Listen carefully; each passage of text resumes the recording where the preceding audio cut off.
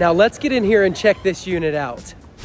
All right, guys, so we are here. This is Mary. She's the owner of the unit over at the Sea Mist Resort, and we're gonna walk in and check out that remodel. It's the first time that she's seen the unit since we've done the remodel. And if it's not nice, guess what? I'm gonna take the rest of his hair here. That's what I saw. God forbid. Here we go.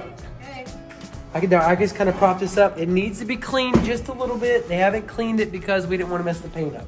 Nice. Oh, I like the colors. Yeah. Oh wow, very nice. Oh, they extended this all. This is newly built, huh? All that's built in. Oh you better gosh, believe it. Looks like it's. Yep, it is brand new. Those are new cabinets put in. But it looks like this. Boy, he matched that really nice. Did you see that backsplash? Yeah. Nice, looks sharp. And don't forget to miss the bathroom on your other side. Blue. Look at those nice fixtures, the frame. Check it out. Fancy. Wow, that's cool. No, he also this is nice deep sink. That's right. And he also installed a shower head up top in the shower. He didn't do the bottom of it. No, that's fine. Yeah, because of that. He just did the top. Fine. I mean, we could have done the bottom, but I think it would have been a heftier expense, given the fact that we would have had to I guess pull a good portion of that wall up. Did you notice that? Fire thing up there? Yes, ma'am. That sure is. Oh, I like the square. Yes, that square light right there. Oh, this is nice. Even though it's deep. Yeah. This is different. Yeah, it's a whole. I mean, I can show you the befores. I got a video of it. Stainless steel appliances, as you can see. Okay. Hi. It's a fresh remodel. Hello, Mary. Is it yours? Yes. This is Mary, and your name? I'm Teresa. Mary, Susan, Teresa. Welcome on in, I'm Teresa. not gonna stay here. I'm just gonna be renting out. Nice. Okay, you see these pictures on the wall? Yeah. See these fixtures, these lamps with these USB plug-ins? Also, the outlets have those as well, just heads up. Mm-hmm. They're going to redo this. Yes, ma'am. They're going to put an acrylic. Yep. Jason said he's going to put an acrylic sill. Oh, nice. Nice. I want to see the view. Do we have a view? Yep, we have a view of the ocean. You better believe it. Yep, go for it. Oh, perfect. Now you can see it all day long. Pretty palm trees, ocean view. You better believe it. Hey, cool. Susan, what do you think about that ocean view? Yes, we love ocean views. Yes. Nice. Here comes Nosy. Oh, yeah. Very nice. Nice view. Wow. Looks like it's going to be quiet down here, too. Yes. Perfect trees. Yeah, where are you at? I'm in 04. Hi, 04. I'm 04 Teresa. I'm 07, no 007. It's nice to meet you guys. I always like to meet people. If I see the door open and some talking going on, that's what I'm going to see. Now, do you live here? Part time. You do? Most of the winter. Most of the winter you come? And up until Memorial Day. Now, where are you originally from? I'm from South Carolina. Okay. Yeah, Columbia. Columbia? So I go back and forth. Very easy to go back and forth. Well, once it's cleaned and everything, you know, we got Yep. the It'll be things beautiful. and everything. Yeah. What do you think, Rock?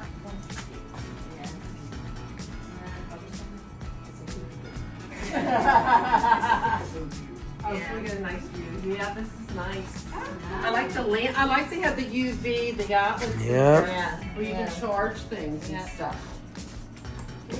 Okay, well, leave you guys alone. I just had to come and see Nice you. meeting you. Nice meeting you too. So all good? Yeah. Good. All right, guys, thank you so much. You'd like to invest in an oceanfront condo at a beach resort. I'd like to show you how they make profit and break down all their expenses so you understand how they operate, how they appreciate over time, and how to choose the right property manager for your goals. I'd also like to let you know what your HOA includes, how the location best services the tourist booking your unit, how your tourist can navigate the area to the best attractions, restaurants, and local events. I'd like to give you a market report on the resort that you're checking out today so that you make savvy investment decisions. And if you stay tuned until the end, I'll show you my top picks for the units that have appreciated the most in our market or generated the most gross rental income. So no matter if you're a first-time investor, a seasoned professional transitioning into the real estate game, or simply a casual investor who wants to buy an oceanfront condo to rent out while you're not using it for vacation. Whether you've got 15% to pay down because you're financing or you're a cash buyer, if it's an oceanfront condo you're after, you'll be better because I'm aiming to give you a 10 times return on your time for watching this video to the end. All right, guys, let's talk about 4 things that you need to know before you purchase an oceanfront condo right here in Myrtle Beach, South Carolina. So how do HOAs make decisions about special assessments and increasing HOA dues?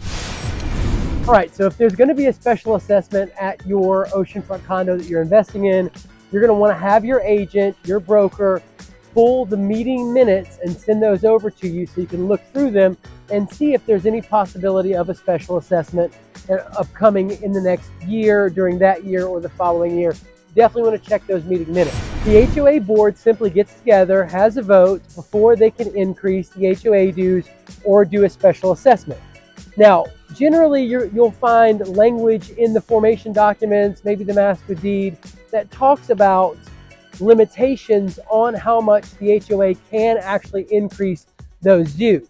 Let's say it might say, the HOA dues can't increase more than 20% in a given year, or 15% in a given year, or 10% in a given year. Whatever that language might be is going to be specific to that actual resort. So it's very important to look through those documents and make sure that you're fully versed and aware, and also, talk with your closing attorney and make sure that you have a good understanding about how the resort functions and how the HOA operates. Now, I'll tell you this, it might be safe to say that if the HOA can't increase more than 20% in a given year, those dues, well, that might give you a target for reserves. Perhaps, you'll need X amount of money in case you've got to replace the HVAC system, or in case, there's a special assessment, or in case, the HOA dues increase due to insurance rises. But if they can't increase more than 20% in a given year, well then, you can start stashing away a little bit of cash when you have good years or decent years or great years aside to build up your reserves. That way, if those things do happen, you will already have money set aside to weather those conditions. Now, if your current HOA dues are $850 a month and you have a 20% increase in HOA dues, that's a $170 increase each month. That's going to bring your HOA dues from $850 to $1,020 each month. All right, now to build reserves, all you have to do is stash aside $340 each month during the peak season months. That's April through September. So we're doing $340 because you're only going to be saving money for 6 months out of the year during the peak season months when you should have the extra cash. Now, your first goal should be to get a full year's reserve stashed aside in case those HOA dues increase. Now, let's say you have 2 years go by and no 20% HOA increase. Now you have stashed aside reserves totaling $4,080 that you can obviously put towards increased HOA dues if those things do show up, or other repairs as needed. It might be safe to say that having a rental property is much like operating a business. It is a business. So you will need to make sure that you have cash reserves on hand. You want to build up those reserves so that you can weather the ups and downs of different seasons and different years. Again, with a long-term perspective, you could very well have 7 or 8 great years and have 2 years where you take a loss or you break even, or might not have great years for 2 of those years. But so long as the majority of the time you've owned that investment, you're having good years or even great years, and you're positively cash flowing, then it's just like owning a business. You've got to have cash flow reserves in order to weather the downs and really be able to enjoy the good times that your rental property bring in for you. When should I close on my unit? All right, so I'm working with a client just this past weekend. She's checking out 3-bedroom oceanfront condos. We're talking through things, and we begin having a discussion about when is it advantageous to close. Basically, if you're planning to self-manage this property, you know, you're going to run it on Airbnb and only pay a 3% rate, but you purchase the property during peak season, you would think that because you have to honor 90 days worth of rentals that are on the books according to state law through the old property management company, you would think that that wouldn't be advantageous, because they could be charging you 20%, 30%. I've seen it as high as 60%. So you got to kind of, you know, weigh that and go, okay, wow, how much money do I stand to lose by buying at the start of summer as compared with maybe buying in the winter months after those peak season rentals have already come through and that 90-day period has ran out. It might be advantageous to buy maybe in January in preparation for the upcoming peak season. That way you're not spending 90 days paying out higher property management fees through your old property manager because you have to honor that 90-day rental law. Now, however, this is something else to consider. When you purchase during the summertime, for whatever reason, agents tell sellers in our market to wait until the busy season, wait until the peak season. That's when you want to put your property on the market. And what happens is our market's inventory gets flooded, in my opinion, during those summer months, and there are all kinds of people listing their properties. Well, what happens in economics, you probably learned in your college days or high school days, when supply increases, then the price decreases. So that's the same in our market.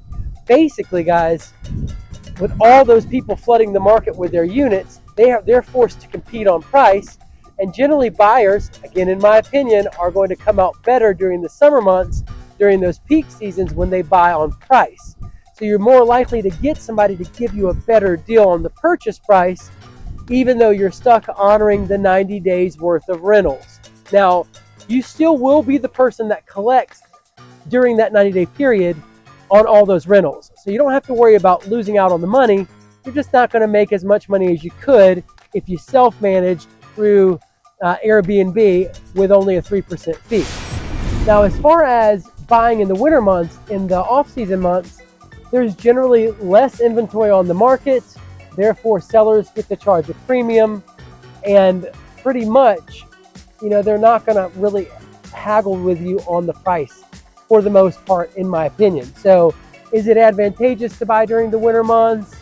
It's possible, for sure. You know, you might find a seller out there, but overall, I don't think it's going to be as advantageous buying in winter months as compared with summer months, because there's less competition and those sellers are charging a premium because they don't have to compete with their neighbors on their unit. Let's break that down just a little bit better for you. Now, let's get into the mindset of a seller during the winter months. In the winter months, there are less properties on the market in that oceanfront condo resort. Therefore, sellers are not going to be in the mind of, oh, I don't have to worry about selling my neighbor's property because they're not really on the market. There's only a handful of listings on the market. So I'm going to keep my price high, and hopefully somebody comes from out of state and pays a ton of money for it. Now, during the summer months, it's a different story in the mindset of the seller. In the summer months, all these people have their properties listed. There's lots of listings on the market, and the seller's going, wow, there's a lot of competition. I've got 10 units, I've got 15 units in my building all competing for buyers. Let me drop my price so that way when somebody comes into this complex, they buy my unit instead of my neighbor's. So that will kind of show you the difference in the mindset of a seller in a winter months when there's not a lot of competition versus in the summer months when there is a lot of competition. So what do you choose? Which is going to work out best for you, buying in the summer months or buying in the winter months? Well, guys, that's going to depend on what the property management fee split is for the previous property manager that was managing the unit versus and how much money that you're going to lose by having that off-site property manager with that higher management fee compared to your 3% if you self-manage on Airbnb, you know, what that dollar amount is versus how much money you can save on the price buying in the summertime as compared with the premium that you're going to pay in the wintertime. Let me explain. If in 90 days, peak season, let's say there's $20,000, maybe $25,000, let's say $25,000 worth of rentals booked, and you know, your property manager charges 30%. Well, if you were managing that property, that would be 27% that you're giving up because you bought it during peak season. If there's $25,000 worth of rentals booked in the 90 days post-closing on your rental property that you have to honor due to South Carolina state law on rentals through the old property manager, and that old property manager charges you 30%, well guys, that's $7,500 you're going to be paying out to the old property manager at the 30% fee.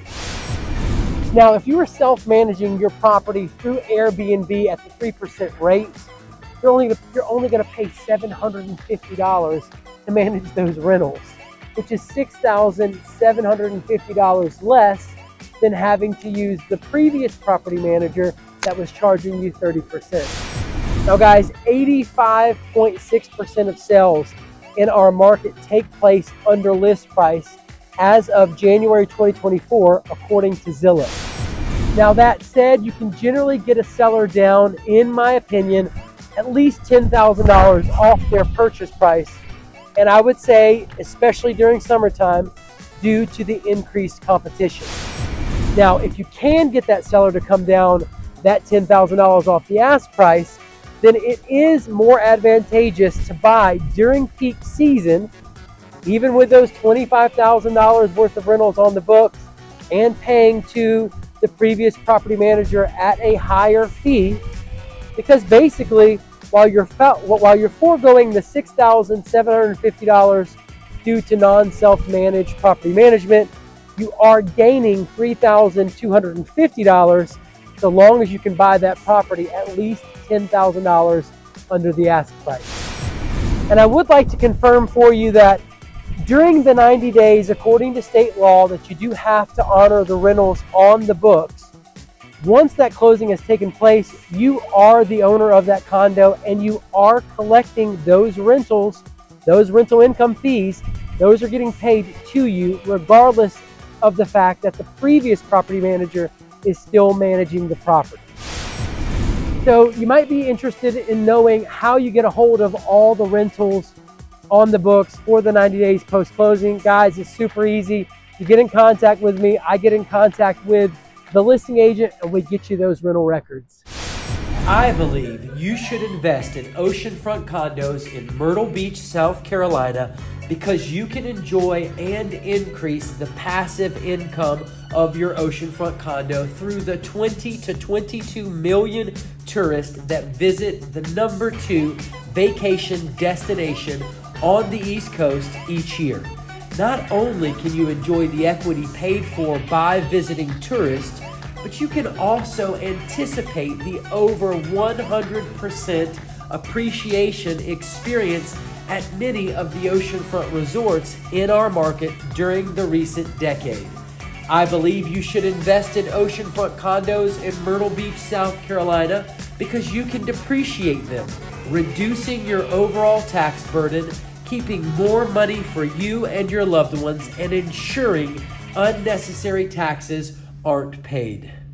I believe you should invest in oceanfront condos in Myrtle Beach, South Carolina, because this is the fastest growing area out of the 150 most populated areas in the entire United States for the last 3 years in a row, according to U.S. News and World Report. This helps to insulate our market from many of the ups and downs that the rest of our nation's real estate market experiences. This can help you have a more stable rental property.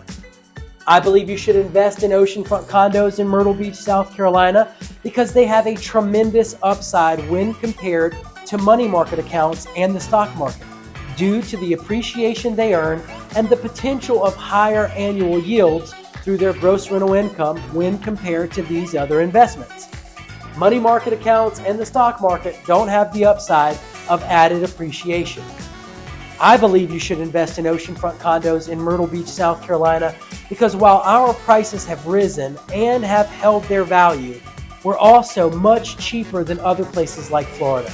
Where else can you go and find an oceanfront condo for as little as $100,000? If you're getting into the real estate game or expanding your current portfolio, the bang for your buck is sitting right on the Myrtle Beach, South Carolina oceanfront.